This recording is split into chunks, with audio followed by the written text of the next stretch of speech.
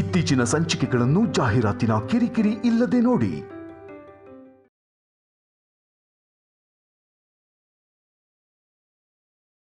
ರಿಲೇಟಿವ್ಸಾ? ಅಲ್ಲ, ನಮಗಷ್ಟು ದೊಡ್ಡ ಹಾನಿ ಮಾಡಕ್ ನೋಡುವಂತವರು ನಮ್ಮ ರಿಲೇಟಿವ್ಸ್ ಅಲ್ಲಿ ಯಾರಿದ್ದಾರೆ? ಐಶ್ವರ್ಯ ಅತ್ಗೆ.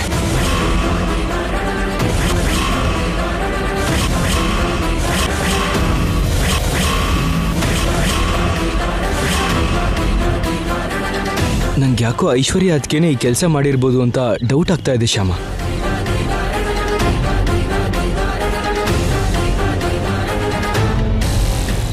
ಇಲ್ಲ ರೀ, ಇದು ಐಶ್ವರ್ಯ ಅಕ್ಕ ಮಾಡೋ ಕೆಲಸ ಅಲ್ಲ ಅನ್ಸುತ್ತೆ. ನಮ್ಮನ್ನ ಗೆಲ್ಬೇಕು ಅಂತ, ನಮ್ಗಿಂತ ಮೇಲಿರ್ಬೇಕು ಅನ್ನೋ ಹಠ ಏನೋ ಇದೆ ಅವಳಿಗೆ. ಆದ್ರೆ ನಮ್ಮನ್ನ ನಾಶ ಮಾಡ್ಬೇಕು ಅಂತಿಲ್ಲ.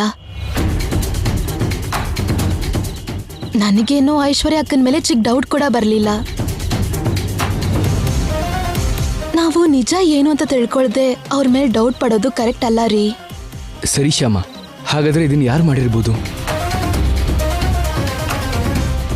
ನನ್ನ ಜೈಲಿಗೆ ಕಳಿಸಿ ನನ್ನ ಮೇಲೆ ಸೇಡ್ ತೀರಿಸ್ಕೋಬೇಕು ಅನ್ನೋರು ಯಾರು?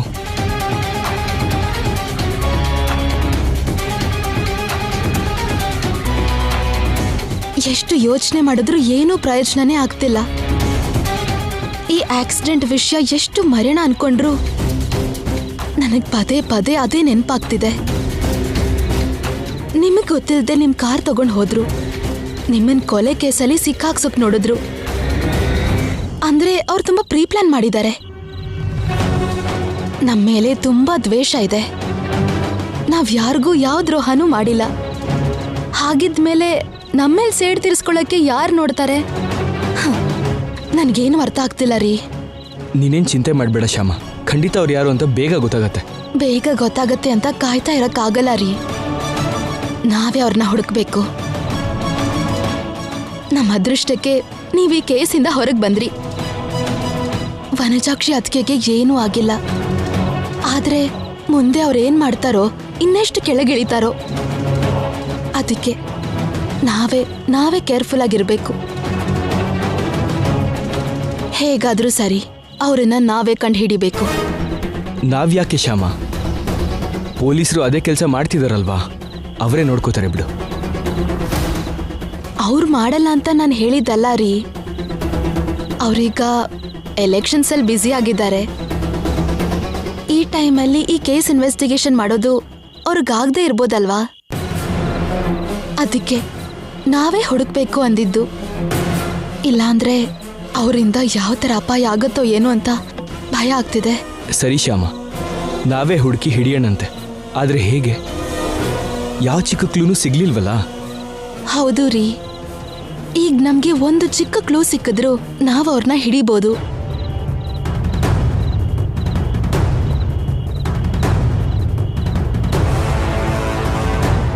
ಏನಂದ್ರೆ, ಆಕ್ಸಿಡೆಂಟ್ ಆದ ಟೈಮಲ್ಲಿ ಕಾರ್ ಕೇಸ್ ನಿಮ್ಮ ಹತ್ರ ಇತ್ತಾ? ನನ್ನ ಹತ್ರನೇ ಇತ್ತು ಶ್ಯಾಮ. ನಿಮ್ಮ ಹತ್ರನೇ ಇದ್ದಿದ್ರೆ ಮತ್ತೆ ಕಾರ್ ಹೇಗೆ ತಗೊಂಡು ಹೋದ್ರು? ಅದೇ ಅರ್ಥ ಆಗ್ತಾ ಇಲ್ಲ ಶ್ಯಾಮ. ನೀವ್ ಅದಕ್ಕೂ ಮುಂಚೆ ಕಾರ್ ಕೇಸ್ ಯಾರಿಗಾದ್ರೂ ಕೊಟ್ರಾ? ಇಲ್ಲ. ಇಲ್ವಾ? ಕೀಸ್ ಇಲ್ದೆ ಕಾರ್ ಹೇಗೆ ತಗೊಂಡು ಹೋದ್ರು?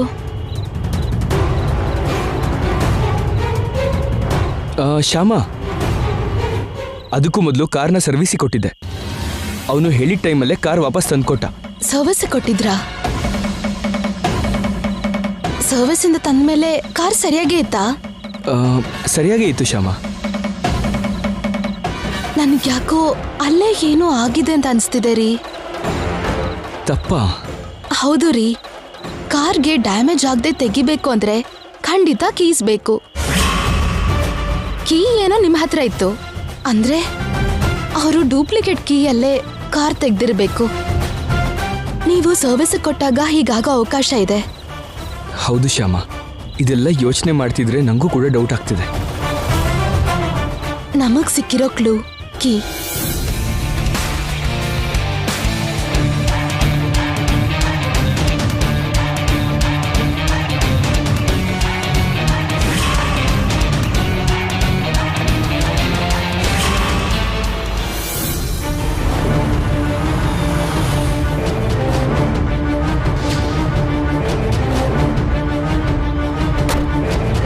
ನಮಸ್ತೆ ಸರ್.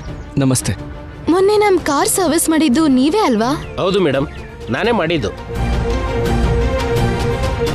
ಏನಾದರೂ ಪ್ರಾಬ್ಲಮ್ ಇದೆಯಾ ಮೇಡಮ್? ಸರಿಯಾಗಿ ಸರ್ವಿಸ್ ಮಾಡಿಲ್ವಾ? ಹಾಗೇನಿಲ್ಲ. ಸರ್ವಿಸ್ ಪೂರ್ತಿ ನೀವೇ ಮಾಡಿದ್ರಾ? ನಿಮ್ ಜೊತೆ ಇನ್ಯಾರಾದ್ರೂ ಮಾಡಿದ್ರಾ? ಇಲ್ಲ ಮೇಡಮ್, ಎಲ್ಲ ನಾನೇ ಮಾಡಿದ್ದು. ಅವತ್ತು ಸರ್ವಿಸ್ಗೆ ತುಂಬಾ ಕಾರ್ಗಳು ಬಂದಿತ್ತು. ಎಲ್ಲರೂ ತುಂಬಾ ಬ್ಯುಸಿ ಆಗಿದ್ರು. ಅದಕ್ಕೆ ನಾನು ಒಬ್ಬರೇ ಮಾಡಬೇಕಾಯ್ತು ಮೇಡಮ್. ನಿಮ್ಮನ್ನು ಬಿಟ್ಟು ಇನ್ನು ಯಾರಾದರೂ ನಿಮ್ಮ ವರ್ಕರ್ಸ್ ಯಾರಾದರೂ ಮಾಡಿದ್ರೇನೋ ನೆನಪು ಮಾಡ್ಕೊಳ್ಳಿ ಒಂದ್ಸಲ. ಇಲ್ಲ ಸರ್, 100% ನಾನೇ ಮಾಡಿದ್ದು. ಆದರೆ ಯಾಕೆ ಸರ್ ಇಷ್ಟೆಲ್ಲ ಕೇಳ್ತಾ ಇದ್ದೀರಲ್ಲ? ತುಂಬಾ ದೊಡ್ಡ ಪ್ರಾಬ್ಲಮ್ಗೆ ಅಖಿಲ್ ಅವರು ಸಿಕ್ಕಾಕೊಂಡಿದ್ದಾರೆ. ನಮ್ ಕಾರ್ ಯಾರೋ ಡೂಪ್ಲಿಕೇಟ್ ಕೀಯಿಂದ ತಗೊಂಡು ಹೋದ್ರು. ಆ ಡೂಪ್ಲಿಕೇಟ್ ಕೀನ ನಿಮಗ್ ಸರ್ವಿಸಿಂಗ್ ಕೊಟ್ಟಾಗ್ಲೇ ಯಾರಾದ್ರೂ ಮಾಡಿರ್ತಾರೇನೋ ಅಂತ ನಮ್ಮ ಅನುಮಾನ. ಅದೆಲ್ಲ ಆಗಲ್ಲ ಮೇಡಮ್. ನಮ್ಮ ಹತ್ರ ಹೊರಗಿನವ್ರು ಬಂದು ಕಾರ್ ಕೀ ತಗೊಳ್ಳೋಕೆ ಸಾಧ್ಯನೇ ಇಲ್ಲ. ನಮ್ಮ ನಂಬಿ ತುಂಬಾ ಜನ ಅವ್ರ ಕಾರ್ಗಳನ್ನ ನಮ್ಮ ಹತ್ರ ಸರ್ವಿಸಿಗೆ ಬಿಡ್ತಾರೆ. ಇಲ್ಲೇನಾದ್ರೂ ಚಿಕ್ಕ ತಪ್ಪಾದ್ರೂ ನಮ್ಮ ಮೇಲಿರೋ ನಂಬಿಕೆ ಹೋಗ್ಬಿಡುತ್ತಲ್ವಾ? ನಮ್ಮ ಬಿಸ್ನೆಸ್ಗೆ ತೊಂದರೆ ಆಗುತ್ತಲ್ವಾ? ಅದಕ್ಕೆ ಮೇಡಮ್ ನಾವು ತುಂಬ ಕೇರ್ಫುಲ್ಲಾಗೇ ಇರ್ತೀವಿ. ಒಂದು ವೇಳೆ ಸರ್ವಿಸಿಂಗ್ ಎಲ್ಲ ಪೂರ್ತಿ ಆದಮೇಲೆ ಟೆಸ್ಟ್ ಡ್ರೈವ್ಗೆ ಅಂತ ನಿಮ್ಮವ್ರು ಯಾರಾದರೂ ತೊಗೊಂಡು ಹೋದ್ರಾ? ಹಾಗೇನಿಲ್ಲ ಸರ್, ಯಾರೂ ತಗೊಂಡು ಹೋಗಿಲ್ಲ. ನನಗೆ ಚೆನ್ನಾಗಿ ಗೊತ್ತು. ಯಾಕಂದರೆ ಅವತ್ತು ನೀವು ಸ್ಕೂಲ್ ಹತ್ರ ಹೋಗ್ಬೇಕು ಅಂದ್ರಲ್ವಾ? ಅದಕ್ಕೆ ಬೇಗ ನಾನೇ ಸರ್ವಿಸ್ ಮಾಡಿ ತಗೊಂಡು ಬಂದು ನಿಮಗೆ ಹ್ಯಾಂಡ್ ಓವರ್ ಮಾಡಿದ್ನಲ್ಲ. ನಿಮಗಿನ್ನೂ ಅಷ್ಟು ನಂಬಿಕೆ ಬರಲಿಲ್ಲ ಅಂತ ಹೇಳಿ ಸರ್, CCTV ಫುಟೇಜ್ ತೋರಿಸ್ತೀನಿ. ಬೇಡ ಬಿಡಿ, ನೀವೆಷ್ಟು ಕಾನ್ಫಿಡೆನ್ಸ್ ಇಂದ ಹೇಳ್ತಿದ್ದೀರಾ ಅಂದ್ರೆ ಅದ್ ನಿಜಾನೇ ಆಗಿರತ್ತೆ. ನಮ್ಗಿಷ್ಟು ಇನ್ಫಾರ್ಮೇಶನ್ ಕೊಟ್ಟಿದ್ದಕ್ಕೆ ಥ್ಯಾಂಕ್ ಯು. ಆಯ್ತು ಮೇಡಮ್.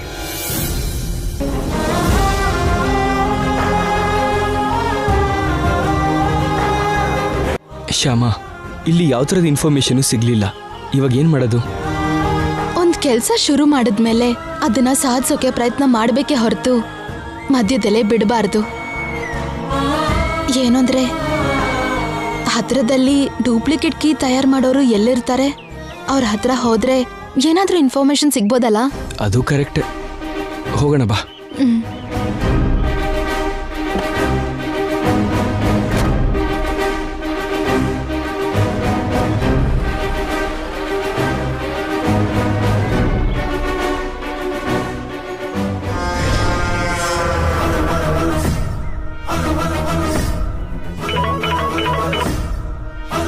ಹಲೋ, ನಾನು ಕಾರ್ ಸರ್ವಿಸ್ ನರೇಶ್ ಮಾತಾಡ್ತಾ ಇರೋದು.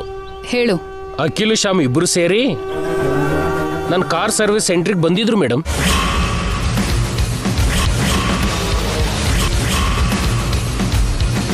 ಹೌದಾ? ಅವರಿಬ್ರು ಅಲ್ಲಿ ಬಂದ್ರಾ? ಹೌದು ಮೇಡಮ್. ಡೂಪ್ಲಿಕೇಟ್ಗೆ ಯಾರು ತಯಾರು ಮಾಡಿದ್ದು ಅಂತ ಎಂಕ್ವೈರಿ ಮಾಡೋಕೆ ಬಂದಿದ್ರು ಮೇಡಮ್. ನನ್ನ ಹತ್ರ ಹೇಗಾದರೂ ಮಾಡಿ ಬಾಯಿ ಬಿಡಿಸ್ಬೇಕು ಅಂತ ಎಷ್ಟೋ ಪ್ರಯತ್ನ ಪಟ್ಟರು. ಆದರೆ ನಾನು ಸ್ವಲ್ಪ ತಲೆ ಉಪಯೋಗಿಸಿ ಸುಳ್ಳು ಹೇಳಿ ಅವ್ರನ್ನ ಕಳಿಸ್ಕೊಟ್ಟೆ. ಒಳ್ಳೆ ಕೆಲಸ ಮಾಡಿದೆ. ಹೌದು, ಅಲ್ಲಿಗೆ ಅವರಿಬ್ರು ಯಾವಾಗ ಬಂದು ಹೋದ್ರು? ಈಗಷ್ಟೇ ಬಂದಿದ್ರು ಮೇಡಮ್. ಅವ್ರು ಇಲ್ಲಿಂದ ಹೋಗ್ತಿದ್ದಾಗೆ ತಕ್ಷಣ ನಾನು ನಿಮಗೆ ಕಾಲ್ ಮಾಡಿದೆ ಮೇಡಮ್. ಅವ್ರೀಗ ಡೂಪ್ಲಿಕೇಟ್ ಕೀ ತಯಾರು ಮಾಡೋ ಶಾಪ್ ಹತ್ರ ಹೋಗ್ತಿದ್ದಾರೆ. ಅವ್ರು ಮಾತಾಡೋದನ್ನ ನಾನು ಕೇಳಿಸ್ಕೊಂಡೆ. ಹೌದಾ? ಹಬ್ಬ ಮುಗ್ದು ತಿಂಗಳಾದ್ರೂ ಬಾಗ್ಲಿಗೆ ತೋರಣ ಇನ್ನೂ ಇರೋ ಹಾಗೆ ಈ ಶ್ಯಾಮ ಆಕ್ಸಿಡೆಂಟ್ ವಿಷಯ ಇನ್ನೂ ಮರ್ತಿಲ್ವಲ್ಲ? ಮೇಡಮ್, ನಾನಿಲ್ಲಿ ಏನೋ ಹೇಳಿ ತಪ್ಪಿಸ್ಕೊಂಡೆ. ಅವನು ಏನು ಹೇಳ್ತಾನೋ ಏನೋ. ಸರಿ, ನಾನು ಹೇಳೋದನ್ನ ಕೇಳು. ನೀನ್ ಈಗ್ಲೇ ಹೊರಟು ನಾವ್ ಯಾರ ಹತ್ರ ಕೀ ಮಾಡಿಸಿದ್ವೋ ಅಲ್ಲಿಗೆ ಬಂದ್ಬಿಡು. ನಾನು ಕೂಡ ಬರ್ತೀನಿ. ಸರಿ ಮೇಡಮ್, ನೀವು ಬೇಗ ಬಂದ್ಬಿಡಿ. ಸರಿ.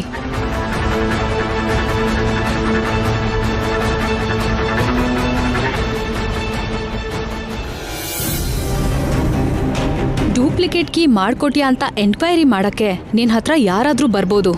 ಒಂದ್ ವೇಳೆ ಅವ್ರು ಬಂದ್ರೆ ನೀನು ನಿಜ ಹೇಳ್ಬೇಡ. ಏನೋ ಒಂದ್ ಹೇಳಿ ಅವ್ರನ್ನ ನಂಬಿಸಿ ಇಲ್ಲಿಂದ ಕಳ್ಸು.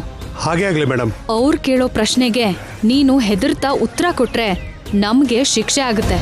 ಆಮೇಲೆ ಜೈಲಲ್ಲಿ ರಾಗಿ ಮುದ್ದೆ ತಿನ್ಬೇಕಾಗತ್ತೆ. ಈ ಜನ್ಮದಲ್ಲಿ ನಾವು ಹೊರಗೆ ಬರಕ್ಕಾಗಲ್ಲ. ಅರ್ಥ ಆಯ್ತಾ? ಅರ್ಥ ಆಯ್ತು ಮೇಡಮ್. ಇಲ್ಲಿ ಎನ್ಕ್ವೈರಿಗೆ ಬರೋರು ತುಂಬಾ ಬುದ್ಧಿ ಇರೋರು.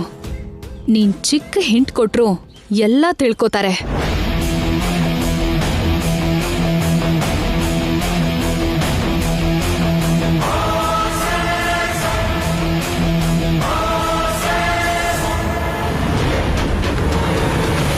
ಅರ್ಥ ಆಯ್ತಲ್ವಾ? ನಾನು ಹೇಳಿದ್ದನ್ನ ಮಾಡು.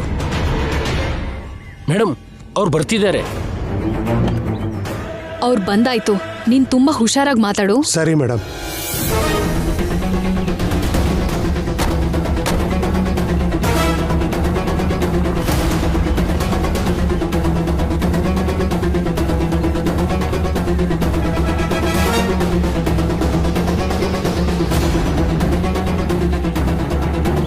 Excuse me.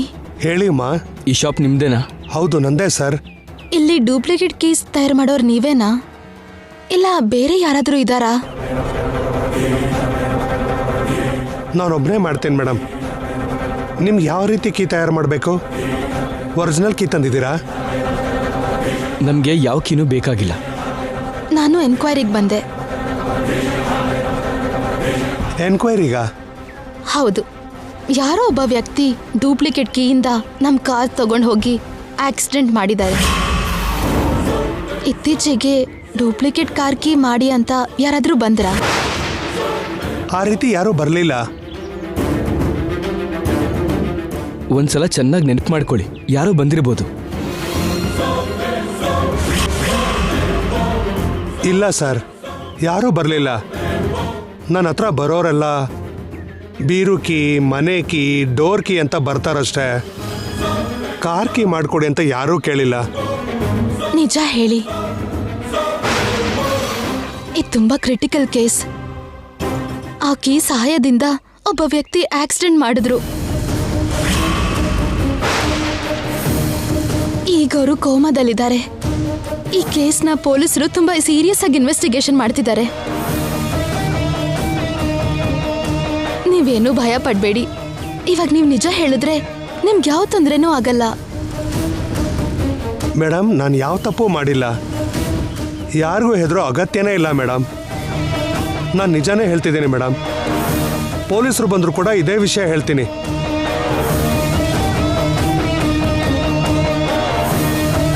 ಅದು ಅಲ್ಲದೆ ಕಾರ್ಗೆ ಸಂಬಂಧಪಟ್ಟು ಡೂಪ್ಲಿಕೇಟ್ ಕೀ ತಯಾರು ಮಾಡೋದು ಅಂದರೆ ಅಷ್ಟು ಚಿಕ್ಕ ವಿಷಯ ಅಲ್ಲ ಮೇಡಮ್. ಅದನ್ನು ಮಾಡೋವಾಗ ತುಂಬ ಜಾಗೃತಿಯಾಗಿ ಮಾಡ್ತೀನಿ ಮೇಡಮ್. ಜೊತೆಗೆ ಯಾರು ಬೇಕೋ ಅವ್ರು ಬಂದು ಮಾಡು ಅಂದರೆ ಮಾಡೋದಿಲ್ಲ. ಅವರು RC ಬುಕ್ಕು, ಡ್ರೈವಿಂಗ್ ಲೈಸೆನ್ಸ್ ತೋರಿಸಿದ್ರೆ ನಾನು ಚೆಕ್ ಮಾಡಿ ಕ್ಲಿಯರ್ ಆಗಿದ್ರೇ ಮಾಡೋದು.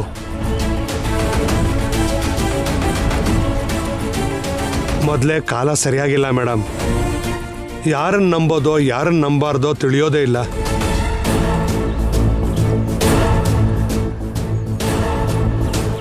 ಇಂಥ ಪರಿಸ್ಥಿತಿಲಿ ಪ್ರೂಫ್ ತಗೊಳ್ದೆ ಕೀ ಮಾಡಿಕೊಟ್ರೆ ಯಾವ ಥರ ಕೆಟ್ಟ ಕೆಲಸನಾದರೂ ಅವ್ರು ಮಾಡ್ಬೋದು, ಇಲ್ಲ ಯಾವುದಾದ್ರೂ ಆಕ್ಸಿಡೆಂಟ್ ಮಾಡ್ಬೋದು, ಇಲ್ಲ ಸ್ಮಗ್ಲಿಂಗ್ ಕೂಡ ಮಾಡ್ಬೋದು.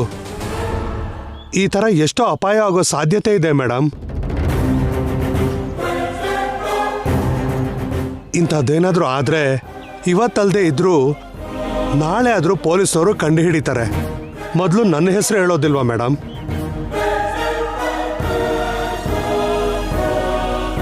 ಇಷ್ಟು ವಿಷಯ ಗೊತ್ತಿದ್ದು ನನ್ನ ಬುದ್ಧಿ ಮೇಲೆ ನಾನೇ ಮಣ್ಣು ಹಾಕೋತೀನ ಮೇಡಮ್? ನಾನು ಕಷ್ಟಪಟ್ರೆ 4 ತುತ್ತು ನಮಗೆ ಸಿಗೋದು ಮೇಡಮ್. ಅಂಥದ್ರಲ್ಲಿ ನಾನು ಕಳ್ತನ ಮಾಡಿ ಜೈಲ್ ಪಾಲಾದರೆ ನನ್ನ ಮನೆಯವ್ರನ್ನ ಯಾರು ನೋಡ್ತಾರೆ ಮೇಡಮ್?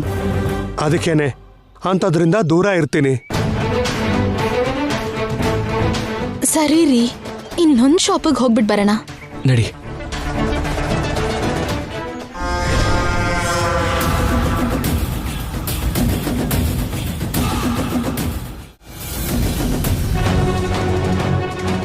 ಏನು ಅಂದ್ರೆ ಕೀಸಿಂದ ಯಾವ ಕ್ಲೂನೂ ಸಿಗ್ಲಿಲ್ಲ. ನೆಕ್ಸ್ಟ್ ಏನ್ ಮಾಡೋದು? ಅಷ್ಟಕ್ಕೂ ಅವ್ರು ಡೂಪ್ಲಿಕೇಟ್ ಕೀ ಹೇಗೆ ತಗೊಂಡಿರ್ಬೋದು ಶ್ಯಾಮ? ಅದೇ ಅರ್ಥ ಆಗ್ತಿಲ್ಲ ರೀ. ಅವ್ರಿಷ್ಟು ಪರ್ಫೆಕ್ಟಾಗಿ ಹೇಗೆ ಪ್ಲಾನ್ ಮಾಡಿದ್ರು ಏನೋ. ಅದೇ ಕ್ರಿಮಿನಲ್ ಮೈಂಡ್ ರೀ. ಅವರು ಮೊದ್ಲೇನೆ ಎಲ್ಲ ಪ್ಲಾನ್ ಮಾಡಿ ಈ ಆಕ್ಸಿಡೆಂಟ್ ಮಾಡಿದ್ರು. ಏನೇ ಆದ್ರೂ ಒಂದ್ ಚಿಕ್ಕ ಮಿಸ್ಟೇಕ್ ಮಾಡಿರ್ತಾರೆ. ಅದ್ ಸಿಕ್ಕಿದ್ರೆ ಸಾಕು, ಅವ್ರನ್ನ ಹಿಡಿಬೋದು. ಆ ಮಿಸ್ಟೇಕ್ ಹೇಗೆ ಸಿಗುತ್ತೆ ಶ್ಯಾಮ? ನಾನು ಅದನ್ನೇ ಯೋಚನೆ ಮಾಡ್ತಿದ್ದೀನಿ.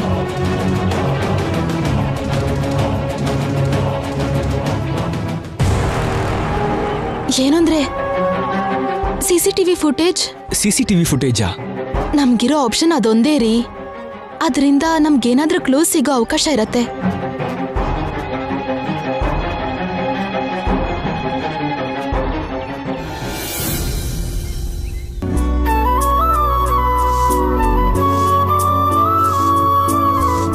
ಪಾರ್ವತಮ್ಮ, ಮೊದ್ಲು ಈ ಕಾಫಿ ಕುಡಿ, ಆಮೇಲೆ ಆರಾಮ ಕೆಲಸ ಮಾಡ್ಬೋದು. ಅಯ್ಯೋ ಬ್ಯಾಡ ಕಣವ, ಬ್ಯಾಡ ಅಂದ್ರೂ ಪ್ರತಿದಿನ ನನಗ್ ಕಾಫಿ ತಂದ್ಕೊಡ್ತೀಯ. ನೀನ್ ನನಗ್ ಕಾಫಿ ತಂದ್ಕೊಡೋದು ಏನ್ ಚೆನ್ನಾಗಿರುತ್ತಮ್ಮ. ನೀವು ನಮ್ಗೋಸ್ಕರ ಕೆಲಸ ಮಾಡುವಾಗ ನಾವು ನಿಮ್ಗೋಸ್ಕರ ಯೋಚನೆ ಮಾಡ್ತಿದ್ರೆ ಹೇಗ್ ಪಾರ್ವತಮ್ಮ? ಸ್ವಲ್ಪ ಕಾಫಿ ಕುಡಿದ್ರೆ ನಿಮ್ಗೂ ಆರಾಮ್ ಅನ್ಸುತ್ತೆ, ಕುಡೀರಿ.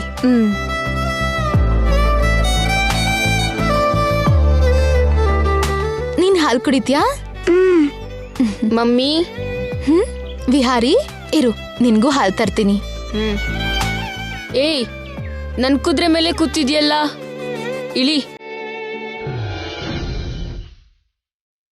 ವಿಹಾರಿ ಮಗ, ಅಯ್ಯೋ ಎದ್ದಳವ.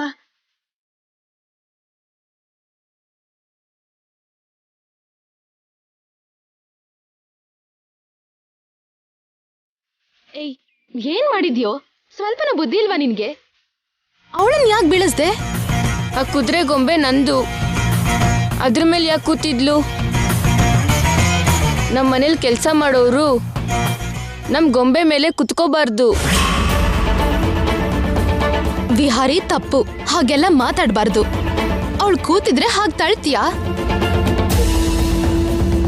ಅವಳಿಗೆ ಏಟಾದ್ರೆ ನಿನ್ ಪರಿಸ್ಥಿತಿ ಏನು? ಇನ್ನೊಂದ್ಸಲ ಹಾಗೆಲ್ಲ ಮಾಡಿದ್ರೆ ಸರಿ ಇರಲ್ಲ. ಸ್ವಲ್ಪ ಕೋಪ ಕಡಿಮೆ ಮಾಡ್ಕೋ. ಶ್ಯಾಮ, ಇವನ್ ಗೊಂಬೆ ಮೇಲೆ ಕೂತಿದ್ದು ಆ ಹುಡುಗಿ ತಪ್ಪು. ನೀನು ನಮ್ ವಿಹಾರಿಗೆ ಬುದ್ಧಿ ಹೇಳ್ತಿದ್ಯಲ್ಲ. ಏನತ್ತ ಇದು? ನೀವು ಹಾಗೆ ಹೇಳ್ತಿದ್ದೀರಾ? ಆ ಮಗು ಏನೋ ಗೊಂಬೆ ನೋಡಿ ಆಸೆ ಪಟ್ಟು ಅದ್ರ ಜೊತೆ ಆಟಾಡ್ತಿದ್ದಾಳೆ. ಒಂದ್ ವೇಳೆ ಅವನಿಗಿಷ್ಟ ಇಲ್ಲ ಅಂದ್ರೆ ಬೇಡ ಅನ್ಬೇಕು, ಇಳಿಯಕ್ ಹೇಳ್ಬೇಕು. ಹಾಗ್ ತಳ್ತಾರ? ಪಾಪ, ಚಿಕ್ಕ ಮಗು ಅಲ್ವಾ? ಚಿಕ್ಕ ಮಗು ಅಲ್ಲ, ಕೆಲ್ಸದವಳು ಮಗು.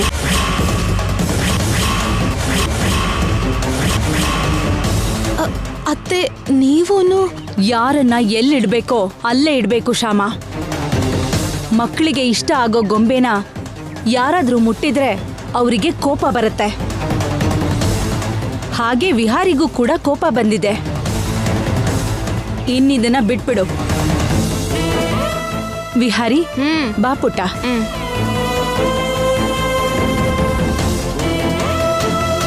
ಪುಟ್ಟ, ನೀನ್ ಹೋಗಿ ಆಡ್ಕೋ. ಬೇಡಮ್ಮ, ನಾವು ಹೋಗ್ತೀವಿ.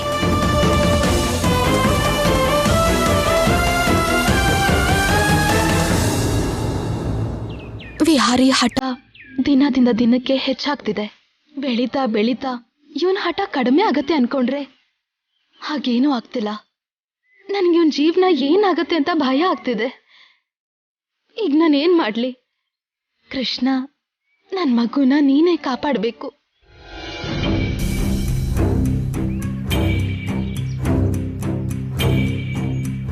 ನಮಸ್ಕಾರ ವರ್ಮಾ ಅವರೇ.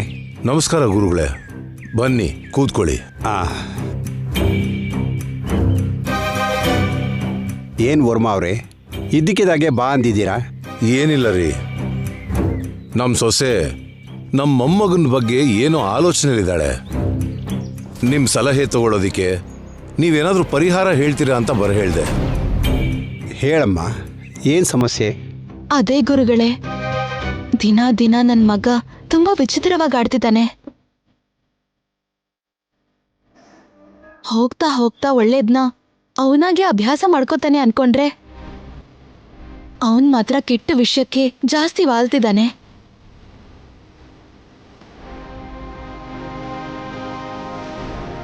ಅವನ್ ಚೇಷ್ಟೆ ನೋಡ್ತಿದ್ರೆ ನಂಗೆ ತುಂಬಾ ಭಯ ಆಗ್ತಿದೆ. ನಾನೇನ್ ಮಾಡ್ಬೇಕು ಅಂತ ಅರ್ಥ ಆಗ್ತಿಲ್ಲ. ಮಕ್ಕಳು ಅಂದಮೇಲೆ ತುಂಟಾಟ ಮಾಡ್ತಾರೆ, ಅದಕ್ಕೆ ಚಿಂತೆ ಮಾಡೋದೇನಿದೆ? ತುಂಟತನ ಆದ್ರೆ ನಾನು ಸಂತೋಷವಾಗಿ ಸಹಿಸ್ತಿದ್ದೆ. ಆದ್ರೆ ಅವನ್ ಮಾಡೋದು ತುಂಟಾಟ ಅಲ್ಲ ಗುರುಗಳೇ. ಅವನ್ ವರ್ತನೆ ಪೂರ್ತಿಯಾಗಿ ಬದಲಾಗಿದೆ. ದೊಡ್ಡೋರ್ಗೆ ಗೌರವ ಕೊಡಲ್ಲ, ಪ್ರೀತಿ ಮರ್ಯಾದೆ ಕೊಡದೆ ಮಾತಾಡ್ತಾನೆ.